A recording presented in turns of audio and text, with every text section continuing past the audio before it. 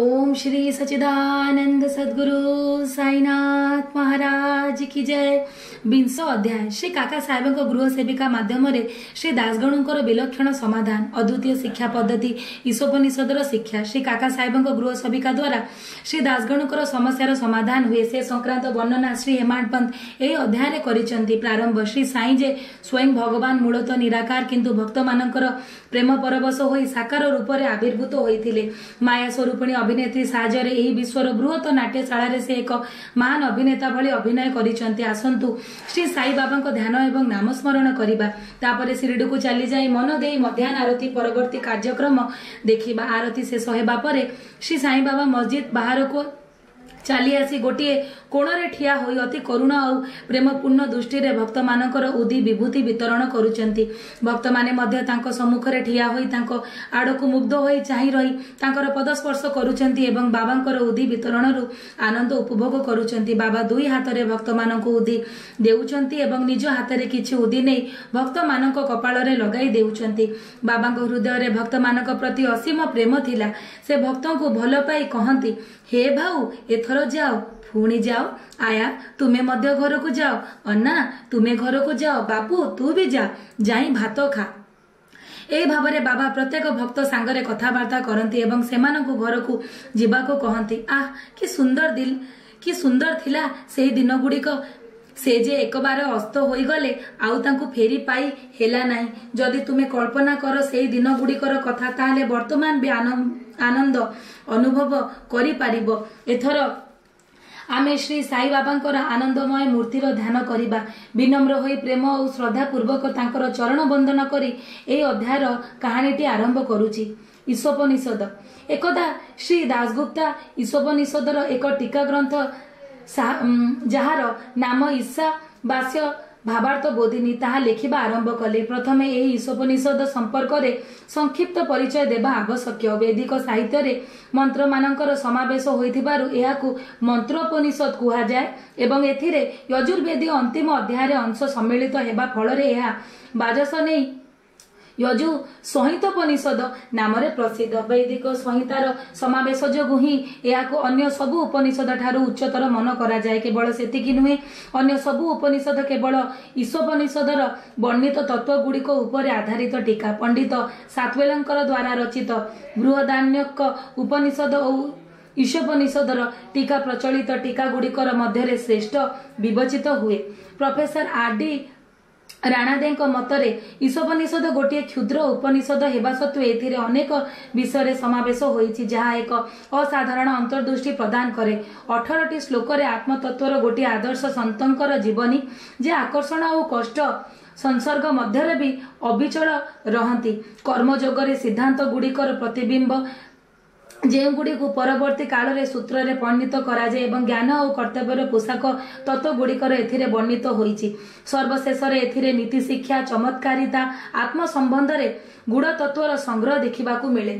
एही उपनिषदर संक्षिप्त परिचय माध्यम रे एकता स्पष्ट होई जाईछि जे एहाकू देशीय भाषा रे वास्तविक अर्थ सह अनुवाद करिबा केते दुष्कर। श्री दासगणु उरी एक मराठी छंद रे एहार अनुवाद करिसेंती किंतु तार सारू तत्वटी के ग्रहण करी न पारी तांकर निजर कार्य उपलब्धि रे संतुष्ट होई नाहांती। एही परि असंतुष्ट मन नै से अनेक विद्वानक सहित शंका निवारण पाई परामर्श और युक्ति तर्क करती किंतु समस्यार समाधान मिले नाही। श्री दासगणु सेथि नै खूब विचलित होई उठंती। केवल गुरु ही अर्थ बुझेबारे समर्थ। एही उपनिषदटी वेदर महान विवरणात्मक सार तत्व। एही अस्त्रटी व्यवहार कले जन्म मृत्युर बंधन छिन्न भिन्न होई जाए एवं मुक्ति प्राप्त हुए। तेणु श्री दासगणु स्थिर कले जे एकमात्र श्री साई बाबा ही एही उपनिषदर वास्तविक अर्थ बुझे दे पारिबे। तेणु से शेषरे शिरडी को आसी बाबा को दर्शन और चरण वंदना करि सारिबा परे उपनिषद विषय जे समस्यार सम्मुखीन से होइथिले ताहा उल्लेख कले। श्री साई बाबा तांको आशीर्वाद दे कहिले जे चिंता कर नाही एथिरे जटिलता कोन अच्छी तुमे फेरिला बेले बिले पाला ठारे काका साहेबଙ୍କ गृह सेविका तुम संदेहर दूर करदेबे। एकथा शुणी सेठारे उपस्थित लोके भाबिले बाबा केवल परिहास करूचंती एवं निज निज भितरे प्रसंग रे आलोचना कले यह कौन संभव। से जणे अशिक्षिता गृह सेविका एही समस्यार समाधान करिबारे सक्षम हेबो। किंतु दासगणकर दृढ़ विश्वास थिला जे बाबांकर कथा केबे असत्य हुए नाही, कारण तांकर कथा बा उक्ति तो साक्षात ब्रह्म वाक्य। काकांकर गृह सेविका बा चाकराणी बाबांक कथारे संपूर्ण भावरे विश्वास करी दासगण मुंबई नगर रे बिलेपाला ठारे पहुंची काका साहेब दीक्षितंक बासभवन को गले। ता परदिन श्री दासगण प्रत्युषरे मृदु निद्रारे आनंद अनुभव करुथिले। एही समय रे जणे गरीब झियर सुंदर गीत सुनिबाकू पाइले। गीत मूल भावटी एही परी गोटिए लाल धड़ी थिबा साड़ी सेईटी अत्यंत सुंदर देखा जाउची, तार जरी लगा पणत केड़े सुंदर, तार धड़ीटी केते सुंदर इत्यादि। दासगणु को मन को यह गीतटी खूब पसंद हैला। बाहर को आसी देखिले जे काका साहेब दीक्षितंकर चाकराणी जार नाम नाम्यार तारी भौणी यह गीतटी गाउची। झीटी बासन माजुथिला एवं तार पिंधिथिबा साड़ीटी छिंडा थिला। एते दरिद्र हेबा सत्वे तार प्रसन्नता देखि दासगणुंकर मनरे दया जात हेला एवं ता परदिन से एमबी प्रधान को एही झीटी को गोटिए नुआ साड़ी देबाको अनुरोध कले। राव बहादुर झीटी को गोटिए नुआ साड़ी किणी देले। ठीक जेमिति कौनसी क्षुधातुर व्यक्ति भाग्यवशत मधुर खाद्य पाई आत्महरा हो जाए, सेमिति से झीटी से साड़ी को पाई आनंदर सीमा रहिला नाही। ता परदिन नुआ साड़ीटी पिंधि नाची नाची से झीटी अन्य मानक सह खेलिबारे विभोर थिला। ता परदिन नुआ साड़ीटी को बाक्सरे जत्नर सहित रखी पूर्व परी पुराणा छिंडा साड़ीटी पिंधि काम करबाको आसिला एवं ता मुहरे ठीक पूर्व परी सेही आनंद भाव। ता देखि दासगणुकर दया भाव विस्मय रे परिणत होई गला। तांकर एपरी धारणा थिला जे झीटी गरीब होइथिबारु छिंडा साड़ी पिंधुथिला, किंतु एबे ता पाखरे नुआ साड़ीटी थिले मध्य सेठी को से साइते रखी छिंडा साड़ी पिंधि गर्व आउ आनंद अनुभव करूची। ता मुहरे दुख बा निराशार कौनसी चिन्ह नथिला। श्री दासगण बुझी पारिले जे दुख बा सुखर अनुभूति केवल मानसिक अवस्था उपरे निर्भर करे।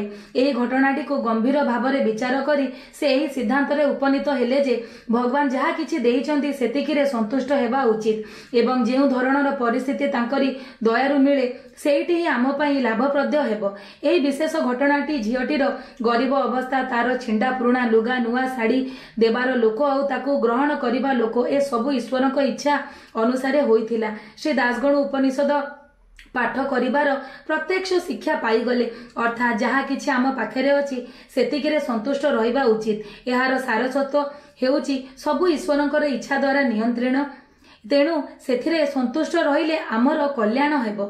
अद्वितीय शिक्षा पद्धति उपरे वर्णित घटनाटीर माध्यम रे पाठकगण भल भावरे बुझी पारिचंती जे बाबांकर शिक्षादान पद्धति अद्वितीय। बाबा शिरडी छाड़ी कुआडकू जाई नाहांती, ता सत्वे से काहाकू मंछिंदरगढ़, काहाकू कोल्हापुर बा सोलापुर को साधना करने को पठाई थांती। से काहाकू दिन रे तो काहाकू राति रे दर्शन दियंती, काहाकू कार्य भितरे, काहाकू निद्रा अवस्था रे दर्शन दे सेमानक इच्छा पूर्ण करंती। भक्त मानकू शिक्षा देबा पई से केउ केउ जुक्ति व्यवहार करंती ताहा वर्णना करिबा असंभव। ए विशिष्ट घटनार से दासगणु को बिलेपाला पठाई सेठारे एक चाकराणी द्वारा तांकर संदेह दूर करिथिले।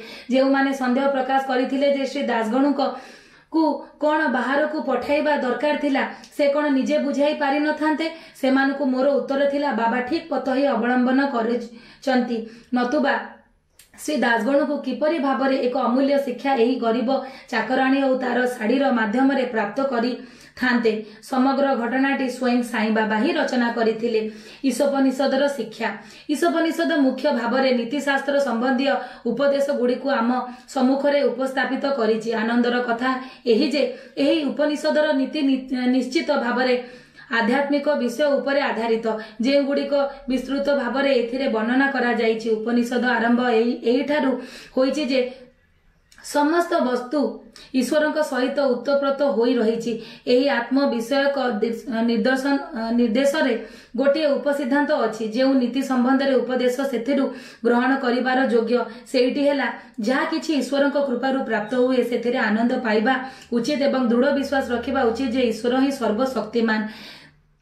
से जहाँ देइचंती सेठी आम पई उपयुक्त अन्यर धन प्रति तृष्णार शेष करिबा उचित।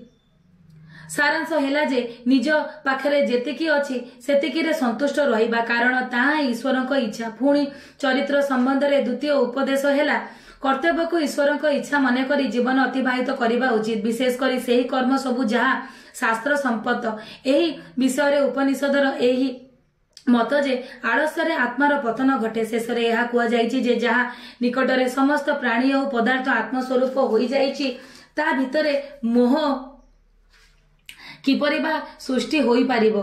ए धरणर व्यक्तिर दुखर कौनसी कारण न थाए। सर्वभूतरे आत्मदर्शन करि न पारले नाना प्रकार शोक अज्ञानता और घृणा आम भितरे देखा दिए, किंतु सर्वत्र जहार अद्वैक दृष्टि खोली जाइछि से साधारण मानसिक दुर्बलता ठारू संगे संगे मुक्त होई जाइछि। श्री साईनाथ नमस्तु। शुभम भवतु। ओम साईराम।